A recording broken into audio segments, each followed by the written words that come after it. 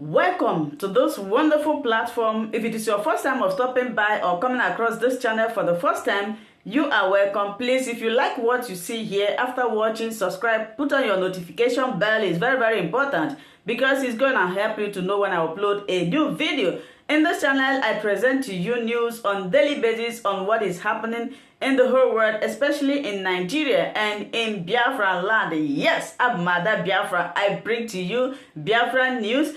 So before I do that, what I always do is that I analyze it and I sit down there to watch the video together with you. Then we'll come to the comment section to talk about it. Of course, everybody is entitled to his or her opinion. That is why the comment section is there for you to contribute, leave your ideas, your thoughts, your belief about the videos that you have watched. Please, as we are doing this, let us do it constructively. As we hop into today's video, remain blessed. I appreciate all of you. I appreciate your massive support in this channel. And greetings from here, Umuchineke. Good morning, good afternoon, and good evening, wherever you may be. I am here again today to brief you on the health conditions of Mazi Nnamdi Kanu. We all know what transpired on the 26th of July when the DSS are above the law and they refused to bring him to court. Our lawyers fought for it. They did what they are supposed to do, because I know that we have a formidable team that will not disappoint us. We have lawyers who have what it takes to defend and protect our leaders' right, both in diaspora and in Nigeria. But as events unfold, there was an order given by the judge for the DSS to allow Mazi Nnamdi Kanu's lawyers and family members and friends to visit him while he's still in the DSS custody. And both the representative of the DSS and our legal teams had an agreement before Judge Binta Nyako. And it was documented as well. So today, they left as usual to go and see their client, to go and know if he's alive or dead. Because for them to deny his lawyers, Mazi Nnamdi Kanu lawyers, access to visit him means something is not alright. Because it's either they have tortured him so much that he has physical wounds that they don't want to bring him to court because of the people's reactions, or they are testing the people's resolve. So when they got there today, I was so glad because I knew when they left and I knew when they got there. I was informed as well because I have communication with them. So when they got there, the legal counsel got there, when our team of lawyers got there, Ejimako and Co. The DSS, after asking them to put down the names of the people that are supposed to be visiting and what have you, they denied him access to see our leader, the leader of the indigenous people of Biafra, Mazi Nnamdi Kanu. They told him that he has to write an application to their DG. I don't understand what they are doing, but this is the same shenanigan that the DSS played out since 2015 up until they came to our house to kill all of us, and we survived that ordeal. DSS is known to be above the law. I am talking about the Department of State Security Service. They are known to be above the law. They are known to to disobey court orders. I don't understand it. Things like this shouldn't be going on, and we are not willing to put up with their shenanigans anymore. So I want to let Biafrans, I want to let followers of Mazi Nnamdi Kanu, I want to let lovers of freedom and lovers of Mazi Nnamdi Kanu to know what is going on. I don't know if it's I don't know, I think it's a conspiracy, because as of now, we don't know if Mazi Nnamdi Kanu is dead or alive. We don't know what they are hiding. We don't know, because if there is no reason for them not to bring him to court, does it mean there is also it means there is also a reason for them to deny the legal team access to see their client, which is uncalled for, thereby violating Mazi Nnamdi Kanu's fundamental right. And with all these things that is going on, I want the world to know what is going on with Mazi Nnamdi Kanu's deteriorating health and his conditions. I want everybody to be aware of what is happening, because something is not right here. Mazi Nnamdi Kanu was injured. He was dehumanized in Kenya. He was chained to the floor for 6 good days. They didn't chain him to the floor and was romancing him. They didn't chain him to the floor and was petting him. No. You and I knew that Nigerians, police, and Africans are very good in torturing people. They don't care, because they don't have the value for human lives. They treat people like animals. And I'm sure we all witnessed about the policeman too that was using pistol to terrorize our people. People that came for a court hearing of Mazi Nnamdi Kanu. And over 60 of them was arrested, including a traditional ruler. They were taken to Ego Square in Abuja. After the judge gave an order that they should all be released. Are you aware that they were released? DSS released them and double-crossed them and rearrested them again. I don't know for how long will this continue. They don't want us to come for Mazi Nnamdi Kanu's hearing. If it's going to be a fair hearing, why won't people be allowed to come to court? Everybody have the right to come to court to witness what is going on. Our leader cannot be in detention and we keep quiet. Our leader cannot be going to the court and we keep quiet, because we should not underestimate the Nigerian government, because they are willing to do anything to kill him. We've also been negotiating about self-feeding, and they are making it highly impossible for it to be reached. I don't know why. Somebody who will come for self-feeding, they want you to come for self-feeding, you have to test the food and stay for 4 hours. I don't get it. I don't get what they are playing. And why our people left, they shot some and arrested some at Lokoja on their way home.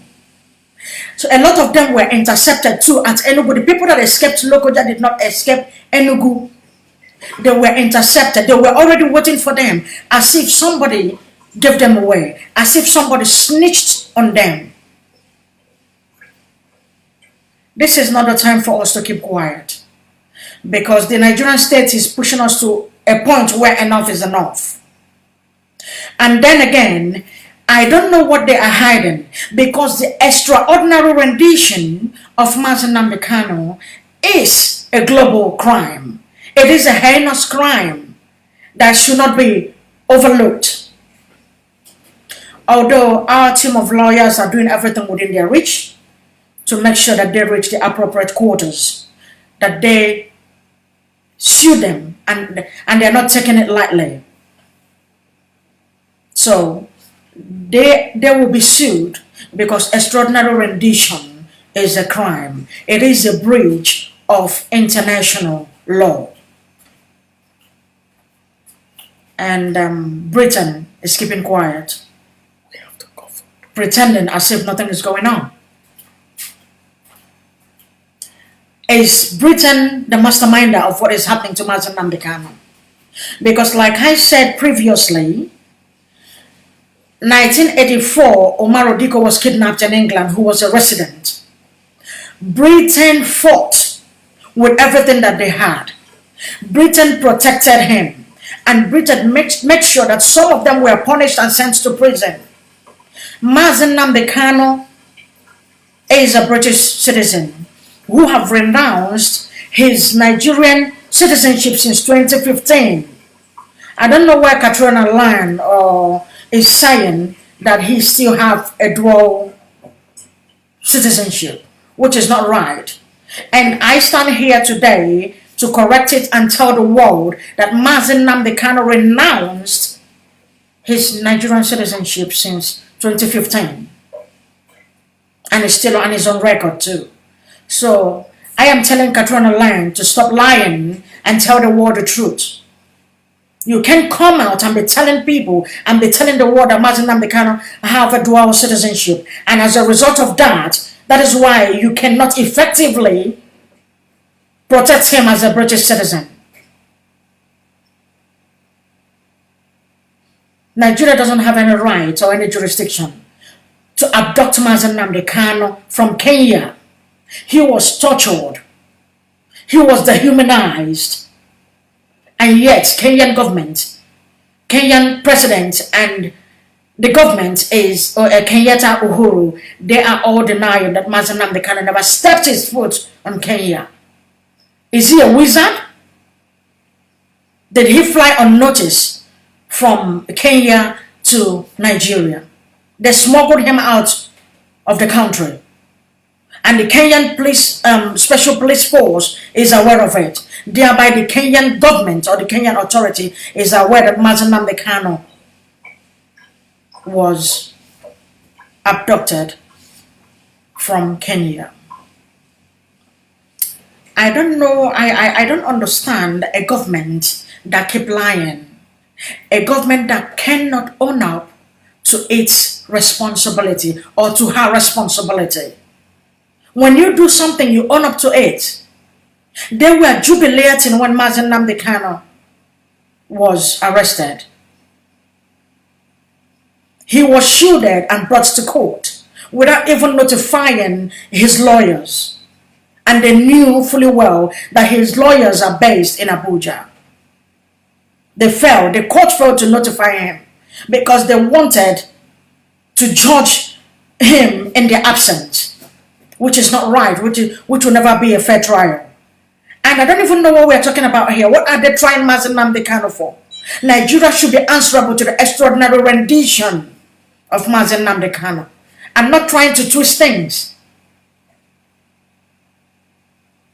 Nigeria is an evil empire. Nigeria have taken a lot of youths, a lot of Biafran youths in their prime. Nigeria have killed a lot of youths, Christian youths in the north. A lot of people have died since 2015 up to date. And yet the government of Nigeria, they have the capability, they have what it takes to trace Mazi Nnamdi Kanu and bribe Kenyan authority and Kenyan government and abducted him and brought him to Nigeria. But they don't have the logistics, they don't have a car to bring him from DSS detention to the court, which is less than 2 hours drive from there to the court. Don't you think that something is not right? Don't you think, my brothers and my sisters, that there's something they are not telling us? There's something the British government is not telling us. The British government, haven't they benefited enough from Biafra land? Haven't they benefited enough from the millions, from over 5 million Biafrans and children that were starved to death? Britain, but you protect your own children and your citizens. And you are using Biafran children and Biafran people as a sacrificial lamb. Britain, what is your benefit? Is it not high time you stop all these monstrous atrocities against Biafran people? What is so special about Biafran people, the Biafran race, that Britain is so afraid of, that they cannot stand? What is it? I want to know. I am asking Britain. Nigerian government don't have the logistics to bring Mazi Nnamdi Kanu. Yeah, they don't. They don't have the logistics to combat crimes in Nigeria, to tell their fellow Boko Haram and Fulani headsmen, Mieti Allah, these terrorists are out in the open. They are they are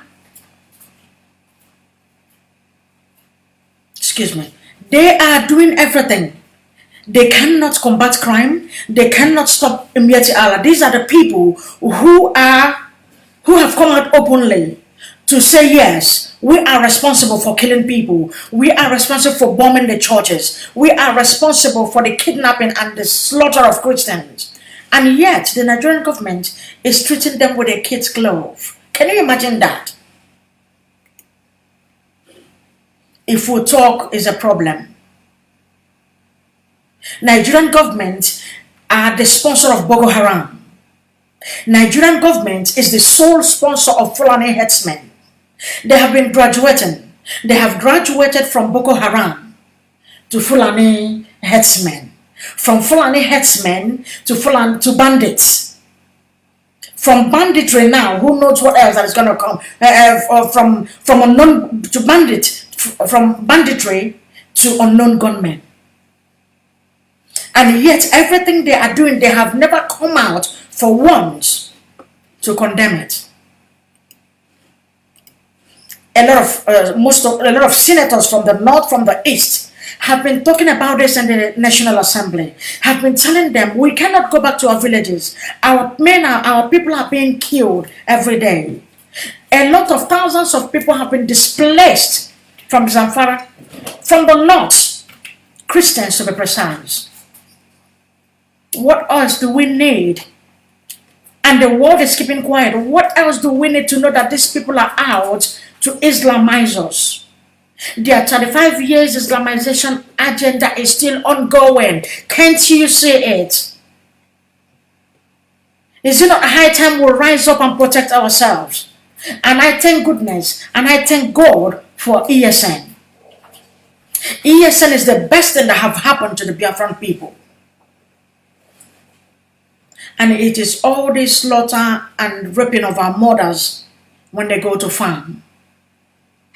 The destruction of their farmlands and farm produce that gave birth to ESN. And ESN have never fought against the Nigerian government. IPOB have never carried arms against the Nigerian government.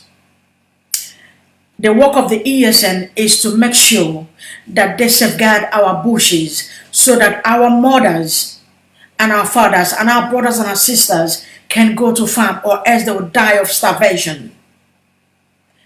Don't you think this is another ploy for them to make sure that we will be starved to death in our millions the second time? Don't you think that history is about to repeat itself? I urge each and every one of you here, people who are lovers of freedom, people who love Mazi Nnamdi Kanu, people who will do anything within their reach to make sure that the restoration of Biafra is imminent. I want all of you to rise up and take to your Twitter handle. I want all of you to rise up and be alert. I want all of you to make sure that you form a vigilante groups in all your villages, in all our villages, that will help ESN as well. If you see any movement, an unknown face that you have not seen before, you try as much as you can to report it to the head of the vigilante chairman in your various villages. Because what is about to come, ear that hears it will shudder. Believe you me.